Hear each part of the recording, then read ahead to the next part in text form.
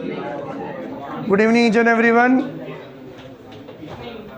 हम पढ़ रहे हैं कंज्यूमर प्रोटेक्शन एक्ट।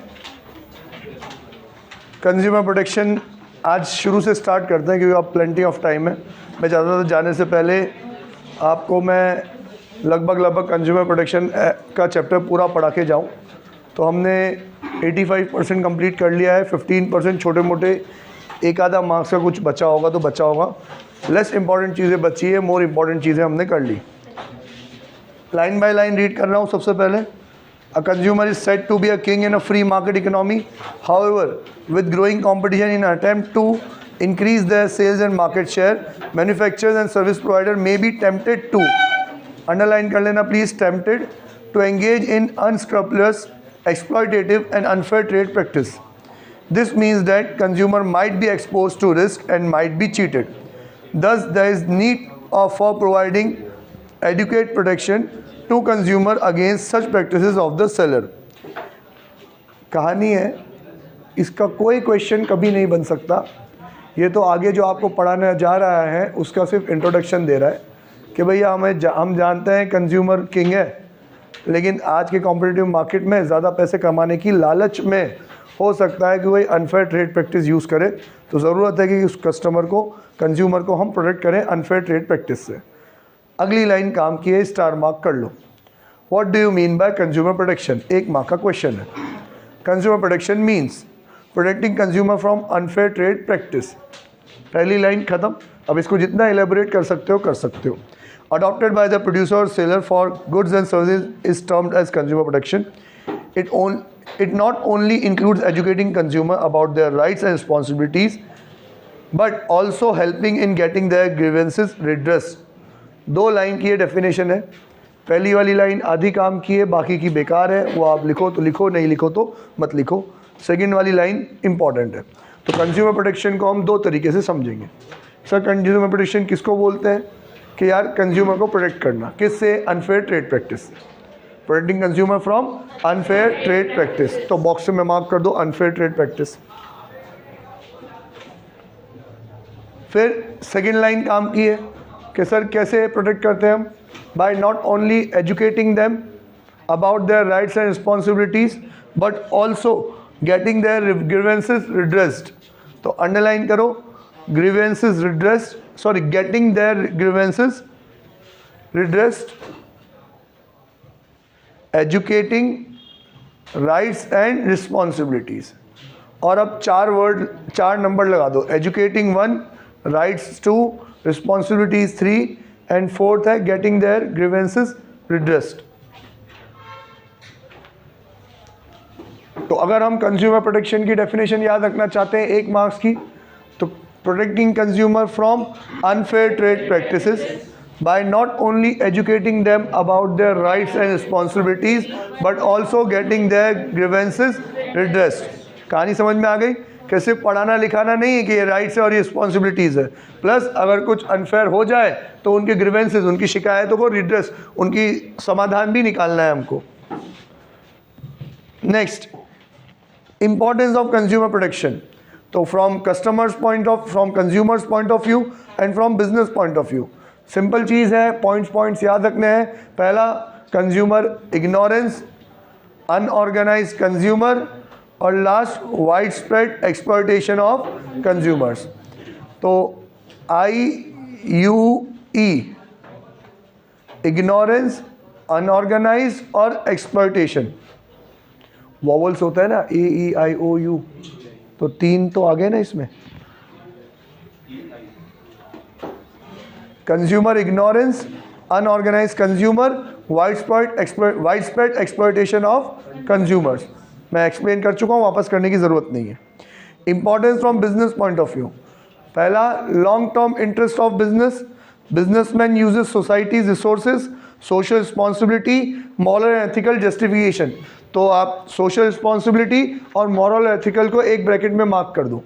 ये दोनों एक साथ याद रखेंगे। Government intervention, consumer is the purpose of business. याद अभी नहीं करेंगे, कल करेंगे। आज मुझे ये देखना है कि मैंने क्या पढ़ाया, क्या छुड़वाया। तो ये चीज़ें हो चुकी है।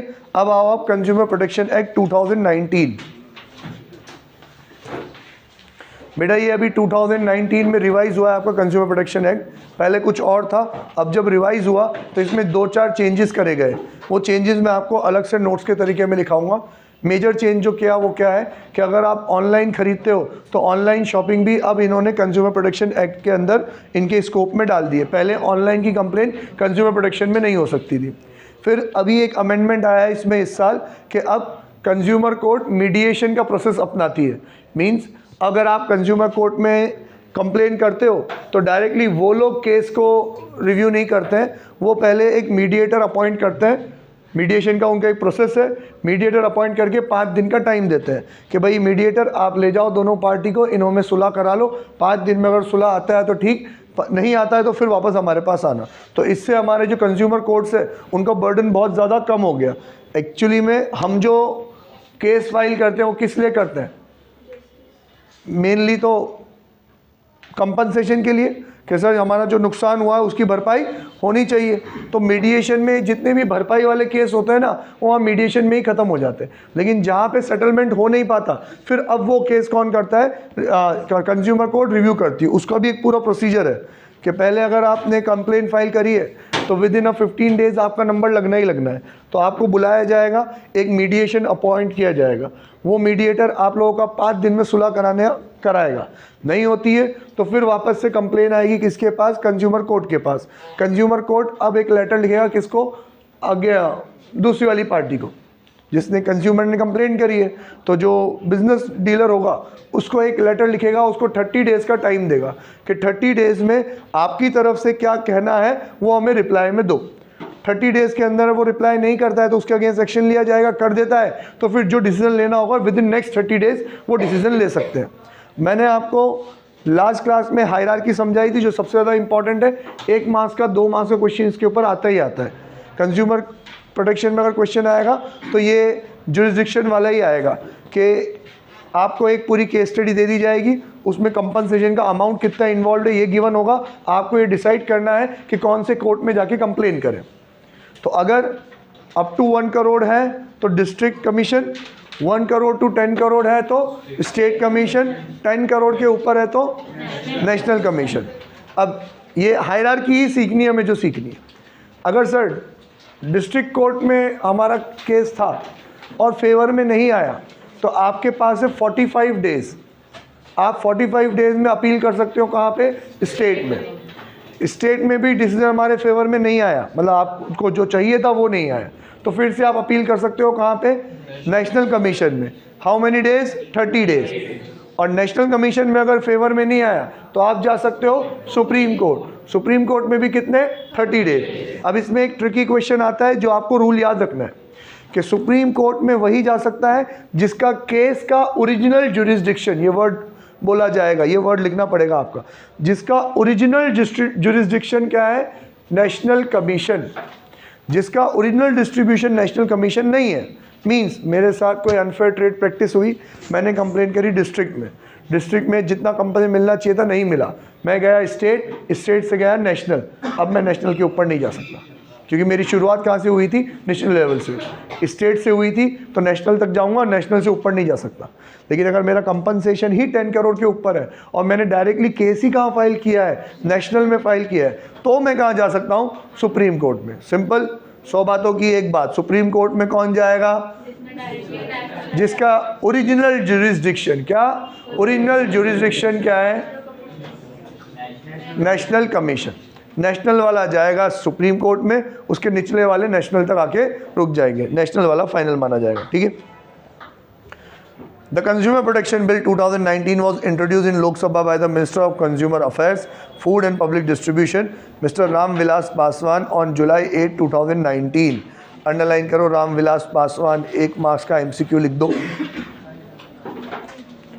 The bill replaces the Consumer Protection Act 1986. 1986 को सिंगल लाइन से स्ट्राइक कर दो।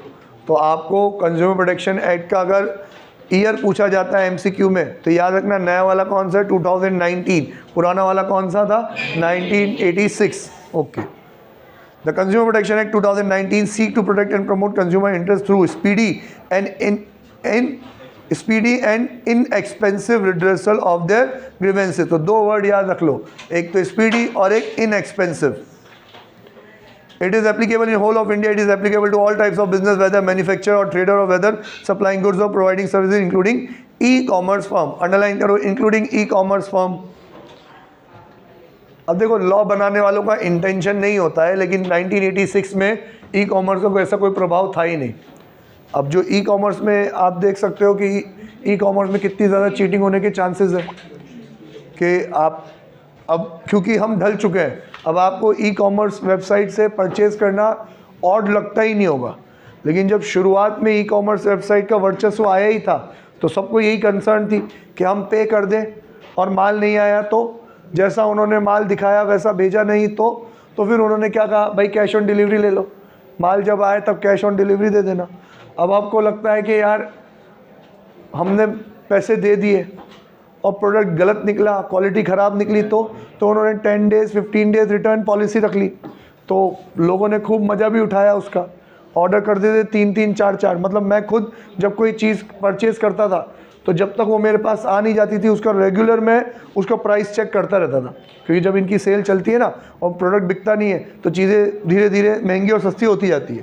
तो मेरे को याद है एक शूज़ मैंने पहले ऑर्डर किया था अराउंड 7 to 8 थाउजेंड का, थोड़े टाइम बाद किसका है,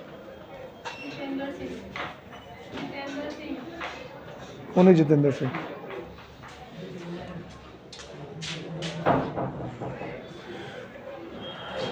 हेलो। तो उस टाइम पे ऑनलाइन का इतना था नहीं। मैं आपको एक स्टोरी सुनाया था पर अब टाइम फ़ोन वाले खा गए तो स्टोरी तो नहीं सुन पाएंगे अपन। कैश ऑन डिलीवरी आया, कैश ऑन डिलीवरी के बाद 10 डेज़ रिटर्न पॉलिसी भी आया। 10 डेज़ रिटर्न पॉलिसी में अगर आप फ्रिक्वेंटली परचेज़ करते हो तो पता होगा, पहले पॉलिसी ये थी कि रिफ़ंड हो जाएगा, आपको हाथों हाथ इमीडिएटली रिफ़ंड हो जाएगा। फ्लिपकार्ट का तो रिफ़ंड भी इतना फास्ट था कि वो आपके घर से लेके जाएगा, वहाँ उसके कोटा के ऑफिस में ही एंट्री करेगा और आपके पास क्या आ जाएगा, रिफ़ंड आ जाएगा इमीडिएटली। इवन अब तो वो क्योंकि एप्लीकेशन यूज़ करते हैं तो जैसे ही एप्लीकेशन में एंट्री होगी आपके पास रिफ़ंड आ जाएगा। लेकिन अब आप देखना उन लोगों ने रिफ़ंड का ऑप्शन हटा दिया है। अब वो चीज़ें क्या होती है, रिप्लेस होती है। तो उस टाइम पे ज़माना था नहीं, वो धीरे धीरे इंट्रोड्यूस हो रहा था। पर अब उन्होंने अपना ट्रस्ट बनाने के लिए पहले तो कैश ऑन डिलीवरी भी दी। कैश ऑन डिलीवरी कह लो अभी भी चालू है, अभी तो ओपन बॉक्स डिलीवरी हो गई और रिटर्न रिफ़ंड हटा के सिर्फ क्या होने लग गया, रिप्लेसमेंट होने लग गया। लेकिन चीटिंग भी तो होती है। अभी शब्बीर सर को एक प्रोडक्ट ख़रीदना था, उन्होंने इंस्टाग्राम की कोई ऐड देख के वो प्रोडक्ट ख़रीद लिया। कैसे ख़रीदा कि उनको इंस्टाग्राम की ऐड में यूँ दिखा कि 10,000 की चीज़ 2100 रुपीज़ में उनको मिल रही है। उन्होंने इमीडिएटली, उसमें कैश ऑन डिलीवरी का ऑप्शन था ही नहीं, उन्होंने इमीडिएटली 2100 रुपीज़ पे कर दिए। उन्होंने 2100 रुपीज़ पे कर दिए। वो प्रोडक्ट आज तक कभी आया ही नहीं।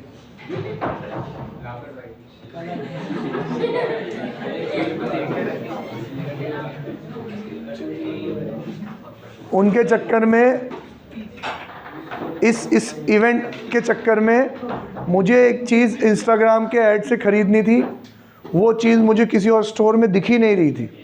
फिर भी मैं नहीं ख़रीद पाया क्योंकि वापस से उसमें कैश ऑन डिलीवरी का ऑप्शन था ही नहीं। मैंने कहा यार 3-4 हज़ार रुपये की चीज़ में पिक्चर नहीं बनाए। तो अब शब्बीर सर के साथ चोट हुई, ये कहाँ जाए बेचारे, कंज्यूमर कोर्ट में जा ही नहीं सकते क्योंकि उस टाइम पे ऑनलाइन शॉपिंग इसके स्कोप में आता ही नहीं था। अब मैं कह रहा था कि ये इंटेंशन नहीं था कि नहीं आए, पर उस टाइम पे ये चीज़ें होती नहीं थी तो उन्होंने कहीं पे ऑनलाइन शॉपिंग जैसा वर्ड लिखा नहीं था। अब कंप्लेन करने जाते तो सामने वाला वकील ये कंटेंट करता था कि सर ये तो आपके स्कोप में ही नहीं है, इस कंज्यूमर प्रोटेक्शन एक्ट के स्कोप में ही नहीं है, तो यहाँ पे इसका स्पीडी रिड्रेसल नहीं हो सकता, इसको तो दूसरा कोर्ट में ही जाना पड़ेगा, मेन कोर्ट में ही जाना पड़ेगा। तो अब 2019 में जब इसको अमेंड किया गया तो ऑनलाइन इसमें इंट्रोड्यूस कर दिया गया। Meaning and definition of consumer as per consumer protection act. A consumer is defined as a person who buys और ऑफ एनी गुड्स और avail any services for consideration. Underline करो, कंसिडरेशन नंबर 1 लिख दो।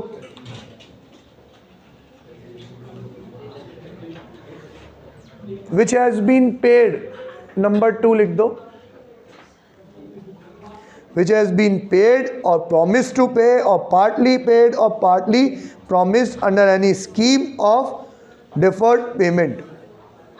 तो यार ऐसा कंसीडरेशन जो आप या तो पे कर चुके हो या पे करने वाले हो या फिर डिफर्ड स्कीम में मतलब इंस्टॉलमेंट में ही पे क्यों ना करने वाले हो, फ्री की चीज़ों पे आप कंज्यूमर कोर्ट में नहीं जा सकते। मतलब आप लोग अभी मान लो किसी ने टॉप किया, मैंने उसको मोबाइल गिफ्ट दे दिया, तो वो कंज्यूमर नहीं है, समझ रहे हो कि नहीं? वो कंज्यूमर नहीं है क्योंकि उसने पे नहीं किया। कंज्यूमर कौन हूँ मैं, तो उसके बिहाफ में मैं कंप्लेन कर सकता हूँ, वो कंप्लेन नहीं कर सकता। अरे चलो रे, नहीं मिले तुम लोगों को, तुम्हारे तो। It also include a person who is using the goods or beneficiary of service with the approval of the buyer। अब सर ये बात हुई तो फिर तो आप ही कंप्लेन करोगे, हम नहीं कर सकते उस मोबाइल के अगेंस्ट में। नहीं कर सकते हो क्योंकि आप जो यूज़ कर रहे हो किसकी परमिशन से यूज़ कर रहे हो, जिसने पेमेंट किया है उसकी परमिशन से, ओरिजिनल बायर की परमिशन से, तब आप भी कंप्लेन कर सकते हो। ठीक है, बस चोरी के माल से और मिले हुए माल पे नहीं कर सकते।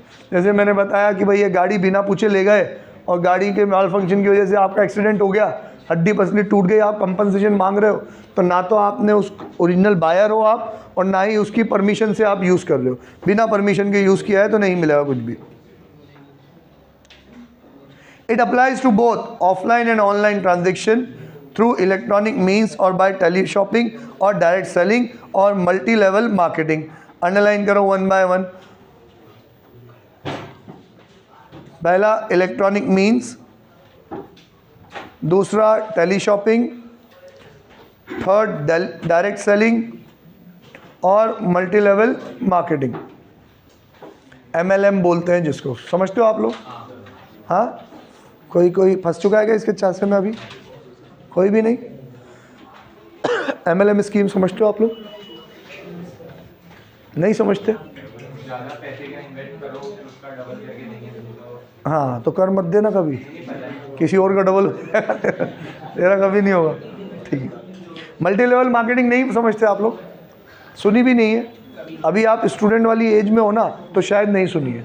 जैसे ही थोड़ा सा अर्न करने लग जाओगे ना, उनको लगेगा मल्टी लेवल मार्केटिंग वालों को कि आपकी जेब में थोड़ा सा पैसा है, तो वो आपको अप्रोच करेंगे ही करेंगे। और उसमें पता है वो क्या करेंगे, आप ही के एज के किसी ऐसे को शोकेस करेंगे जिसने 2 से 3 साल पहले मल्टी लेवल मार्केटिंग में इन्वेस्ट किया होगा और आज वो करोड़पति होगा और फॉरेन के टूर्स घूम रहा होगा।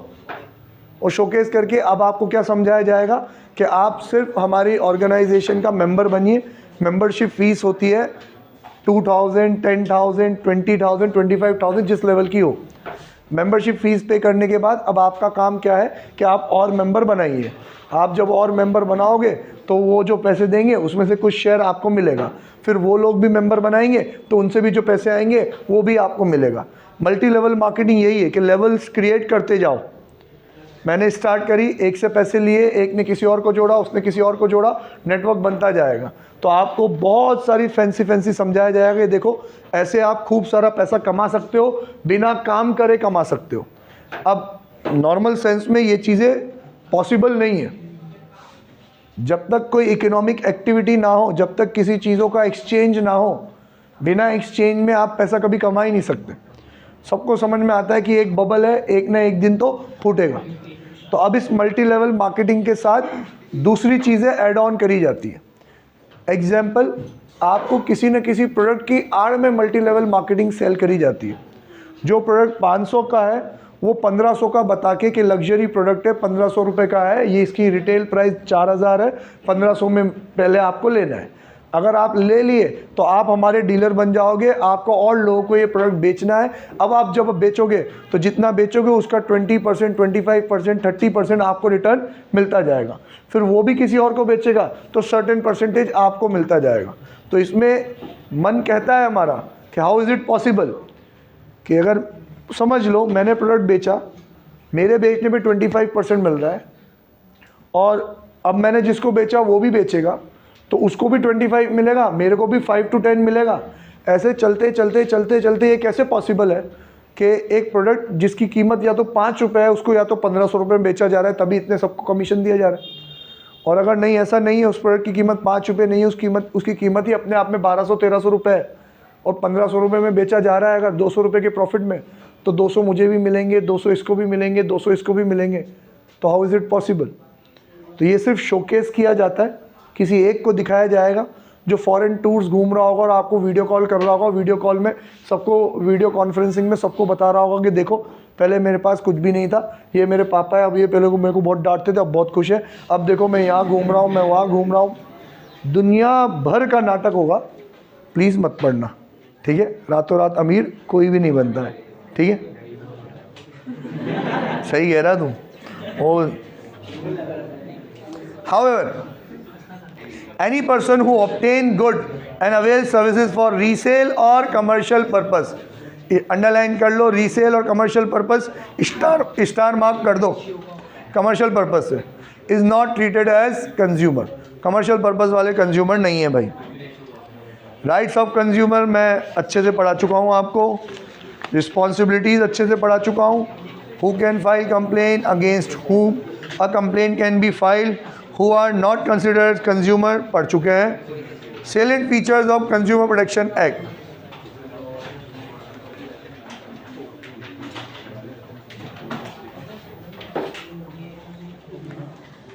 this act has provided various rights and responsibility to consumer. Okay, it provides safeguard to consumer against defective goods, deficient services, unfair trade practices and other forms of their exploitation.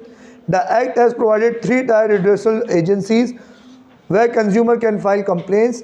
These are district commission, state commission and national commission. अब इसमें है ना 4 और 5 point add कर लो।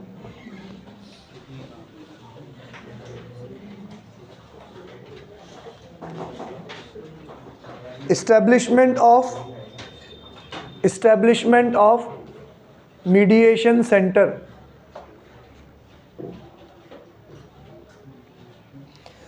establishment of mediation center,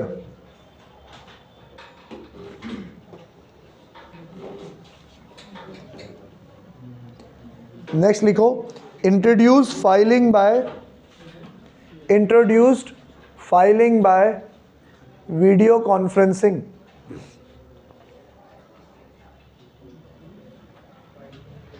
introduced filing by video conferencing। Space हो तो 2 और लिखा दूं, नहीं है तो कहीं पे स्पेस बना के लिखो। strict norms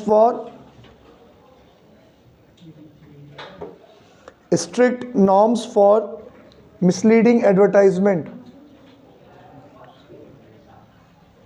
strict norms for misleading advertisement,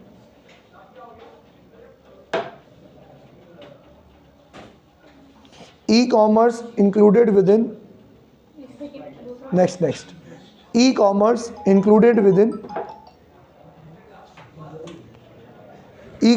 included within the scope of consumer protection,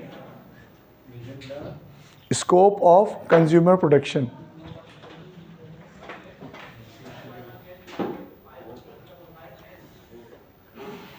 last लिख दो establishment of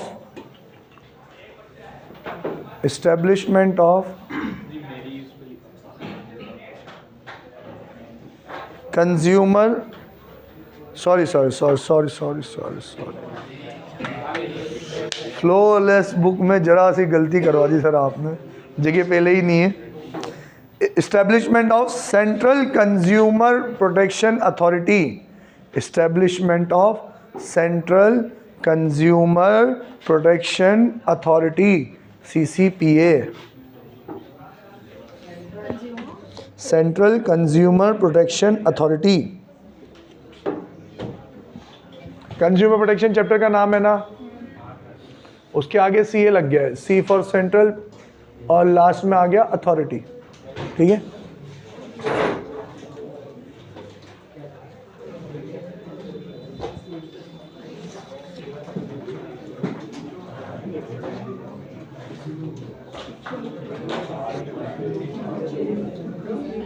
चलो ख़त्म करें आज पढ़ के अपन इसको, है ना। तो मुझे आपको है ना सिर्फ कंपोजिशन पढ़ाना है, बहुत इजी है इसका कंपोजिशन।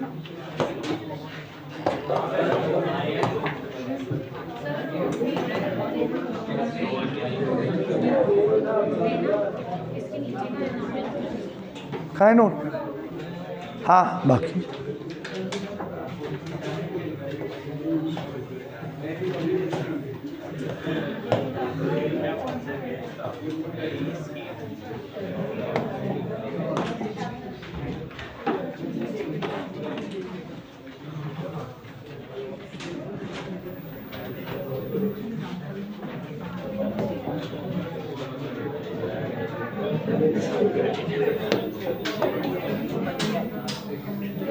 बेटा मैं समझा चुका हूँ, अब मैं सिर्फ रीड करूँगा, जो मार्क करूँ वो मार्क कर लेना बस आप लोग।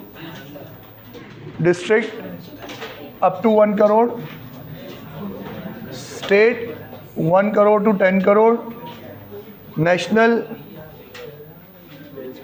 अबाउट 10 करोड़। पढ़ चुके हैं अपन। डिस्ट्रिक्ट से आप खुश नहीं हो, नॉट सेटिस्फाइड, कहाँ जा सकते हो? State commission.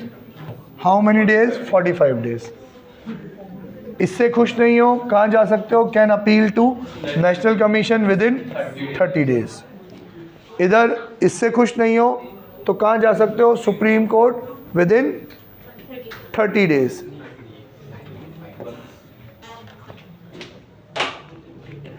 आगे लिखो 30 from the date of order pass लिखा हुआ है ना इसमें, नेशनल कमीशन में appeal for only those cases, किस में? नेशनल कमीशन में अपील के बाद। अपील की सेकेंड लाइन में लिखा हुआ है ना from the date of order pass, उसके बाद लिखो only for those cases whose original jurisdiction is national commission. Only those cases whose original jurisdiction is national commission.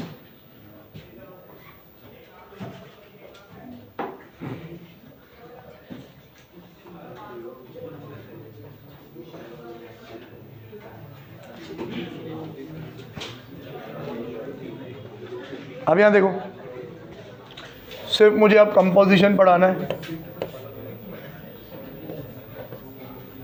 तो यार समझना, जब भी सरकारी कोई कमेटी बनती है ना, किसी भी चीज़ के लिए सरकार कोई जांच कमेटी बिठाती है या कोई टास्क होता है, तो कोई एसोसिएशन एक ग्रुप ऑफ पर्सन्स को मिलाती है, तो वो क्या सोचती है कि हर इंडस्ट्री और हर एस्पेक्ट से रिलेटेड कोई एक एक्सपर्ट उस कमेटी में हो, ताकि हमें हर चीज़ का नज़रिया मिल सके और ये सब लोग अपनी अपनी इंडस्ट्री का एक्सपीरियंस लेके आए और बेटर डिसीजन ले सकें।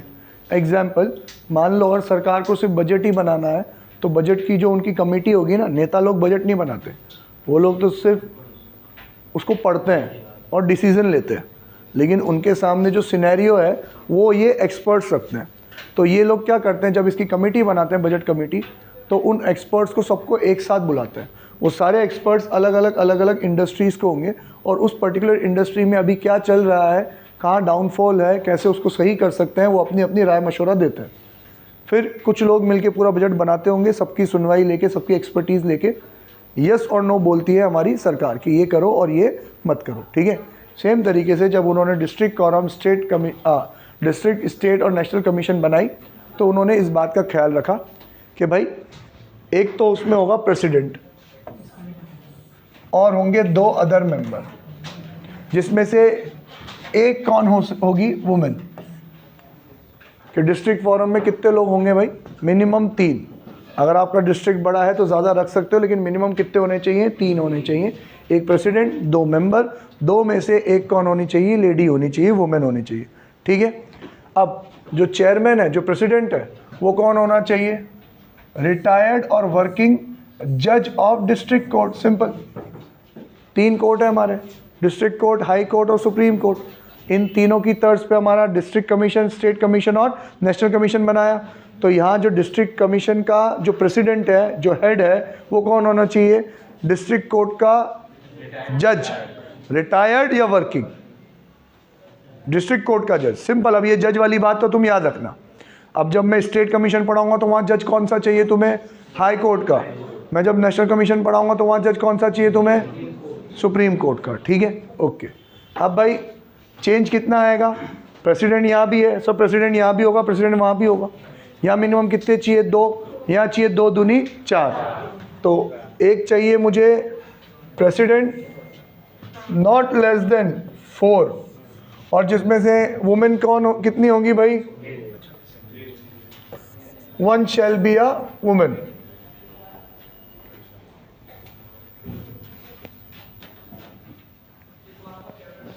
हाई कोर्ट जज। अब नेशनल में composition president not less than 4,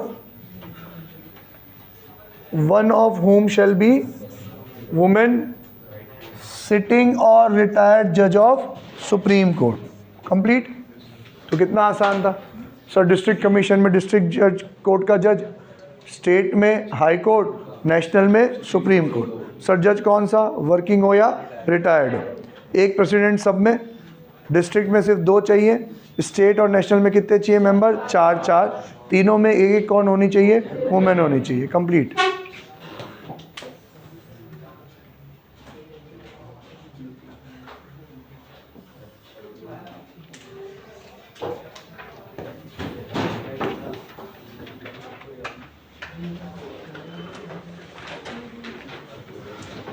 last, role of consumer organisation and NGOs।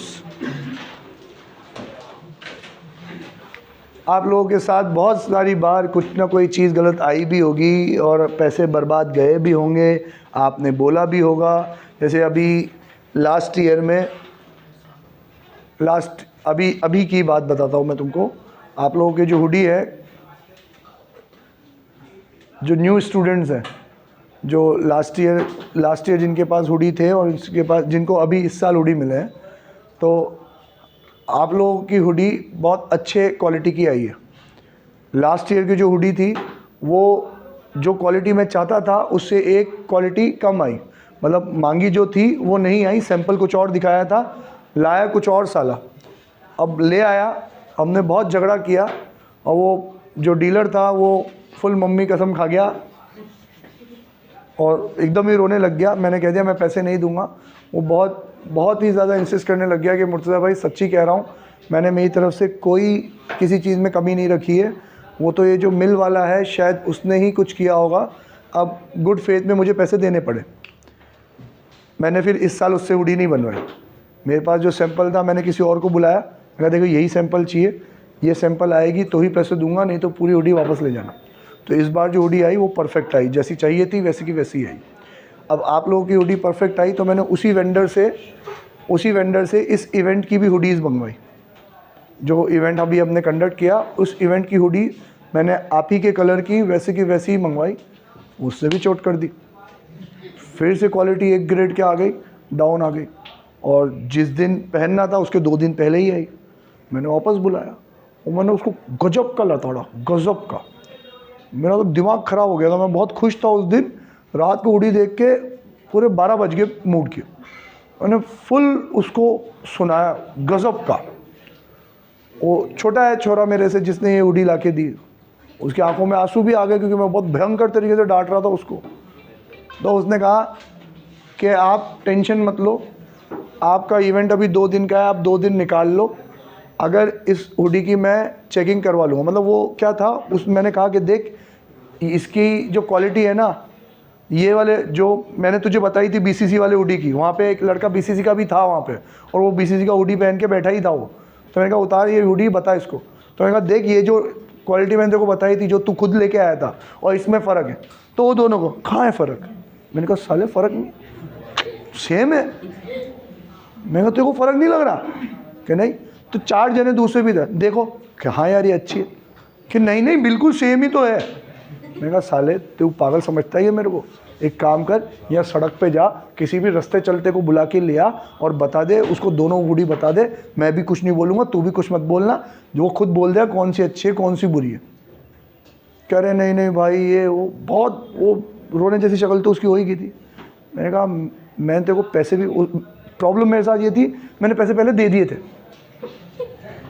Delivery लेने से पहले 60-70 हज़ार रुपये मैं पहले दे चुका था, कंप्लीट पेमेंट में कर चुका था। मैं कहा तूने मेरी इज्जत ख़राब कर दी, मैंने बोल के वही हुडी मंगवाई लड़के, जो हुडी 400 रुपये की आ रही थी, तेरे चक्कर में मैंने 700 रुपये की हुडी खरीदी उससे, इन सब से लड़के, पूरी कमेटी से लड़के, और तूने इज्जत का ख़राब कर दी मेरी, ये 400 रुपये वाली हुडी ले आया तू। तो मैंने कहा, उसने कहा कि मैं बात करता हूँ, उसने अपनी कंपनी में बात करी होगी। उसके बाद अगले दिन उसने फ़ोन किया कि आप एक काम करो, 2 दिन निकलवा लो, मैं इसको लेबोरेटरी में टेस्ट के लिए भेजूँगा, अगर इसकी GSM, ये कपड़ा GSM से आता है, अगर ये इसका GSM कम निकला तो मेरे को जो कंपनसेट करना होगा मैं आपको करूँगा, मैं भले ही पैसे वापस कर दूँगा, हुडी सारी मैं ले जाऊँगा, आपका काम भी हो गया, पैसे भी आपको वापस मिल जाएंगे। मैं कहा देख, मेरे को किसी का नुकसान नहीं करना, पर मैं पैसे उतने ही चाहता हूँ जितने का ये माल हो, मेरे को तो डिफरेंस रिटर्न कर देना। तो अब पहले तो वो भी कह रहा था ना, कहाँ है, बिल्कुल सेम ही तो है। तो अब ये प्रॉब्लम तो हुई, अब ये प्रॉब्लम मैं किसके पास लेके जाऊं? मुझे भी पता है, तुम्हें भी पता है, कंज्यूमर कोर्ट जाना चाहिए, पर हम जाते हैं क्या? नहीं ना, नहीं जाते, क्योंकि हमें हमारा टाइम क्या लगता है, कीमती लगता है। सर वो 1-2 महीने तो वो भी बोल ही रहे ना, स्पीडी रिफ्रेसल कोर्ट में जहाँ 10 साल लगते हैं, यहाँ पे 6 महीने लगेंगे, तो 6 महीने भी तो लगेंगे ही सही ना। मैं 600 रुपये की चीज़, 1000, 2000, 10,000 रुपये की चीज़ के लिए भी मेरे 6 महीने ख़राब नहीं करना चाहता, ठीक है। तो अब ये लोग कौन आते हैं, ये NGO रोल में आते हैं कि भाई तू तेरे टाइम देख रहा है, अपन उसकी इज्जत ख़राब करते हैं, तमाशा बनाते हैं उनका। ये चीज़ें अपन पब्लिश करेंगे, सबको बताएंगे। अब सबको बताएंगे ना, तो अपने आप उसकी दुकान क्या होने लग जाएगी, बंद होने की कगार पे आ जाएगी। और तू तेरी कंप्लेंट से डर रहा है, पर हम जब मीडिया को इन्वॉल्व करेंगे तब ये खुद तेरे पास हाथ जोड़ते जोड़ते आएंगे और तेरे को सारा कंपनसेशन देंगे। तो अब ये इन कंज्यूमर ऑर्गेनाइजेशन का काम है कि ये मोटिवेट करते हैं, एनकरेज करते हैं, और हमारे कंज्यूमर्स को फाइट करने के लिए मदद, जितना भी मदद पहुंचा सकते हो पहुंचाते हैं। तो कैसे करेंगे उनको, ये रहे उनके रोल्स। 5 मार्क्स में क्वेश्चन आता है इनका, इम्पॉर्टेंट टॉपिक है, अक्सर एक अटैम्प्ट छोड़ के एक अटैम्प्ट में मैंने इसका क्वेश्चन देखा है। In India several consumer organization, non-government organization have been set up for the protection and promotion of consumer interest. Non-governmental organizations are non-profit organizations which aim at promoting welfare of people. They have constitution of their own and are free from government interference. Consumer organization and NGO perform several functions for the protection of consumer. पूरी line बेकार, इस line में ऐसी कोई बात नहीं है जो हमें बता नहीं थी कि NGO किसको बोलते हैं, नॉन गवर्नमेंट ऑर्गेनाइजेशन को। और ये NGO प्रॉफिट के लिए काम करते हैं क्या? नहीं sir, not for profit organisation होती है। जो काम है वो सिर्फ ये 8 पॉइंट आपको याद रखने हैं। पहला काम क्या है इनका, educating the general public about consumer rights by organising training programme, seminar and workshop. आपने देखा है लोग रोड पे तमाशा करते हैं, हाँ, कोई सा भी रोड ब्लॉक करके वहाँ पे क्या करते हैं, शो करते हैं। ये KST पे अक्सर शोज़ करने के लिए पुलिस की परमिशन चाहिए होती है, और वो परमिशन कहाँ की मिलती है, KST की मिलती है, क्योंकि शाम को गेट बंद कर दिया जाता है, वहाँ तुम तमाशा करो, जितना गैदर कर सकते हो करो, ठीक है। तो ये काम कौन करता है, ये कंज्यूमर ऑर्गेनाइजेशन।